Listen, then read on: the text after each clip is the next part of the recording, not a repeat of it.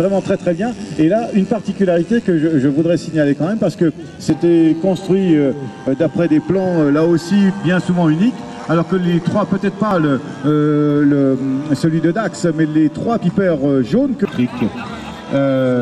On parlait de l'autre avion, le quatrième, qui est tout là-haut, maintenant sur la gauche des installations. Eh bien, il ne s'agit pas d'un Piper, il lui ressemble beaucoup.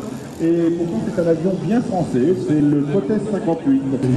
Qui a fait le souci de l'aviation légère pendant des années et des années, et qui aujourd'hui encore ravit nombre de pilotes, qu'ils soient pilotes grandeur ou pilotes de modèle réduit.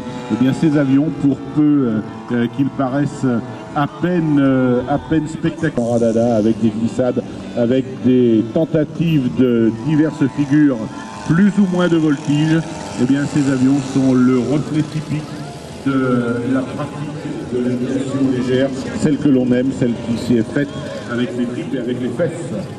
Eh oui, l'aviation légère, la base de tout, pour beaucoup d'entre nous, pour beaucoup d'entre vous aussi, bien sûr.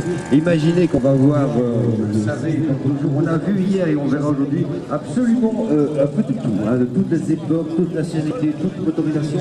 Bref, une véritable visite historique aéronautique complète. Mais c'est vrai que pour beaucoup d'entre nous, l'aviation légère est le perso. Et effectivement, tous les grands pilotes, on parlait du fameux Jacques Rine il y a un instant, qui a fait le plaisir. Je le vois, le menton vibrant, la langue pendante et l'œil frémissant. Ne serait-ce point un SE5A à Millier? Absolument, absolument. On retrouve avec plaisir l'immense, que dis-je l'immense, c'est une pièce d'orfèvrerie. La machine qui fut en son temps construite par Claude Masson, qui était juste derrière nous tout à l'heure, il y a quelques instants. Et bien Claude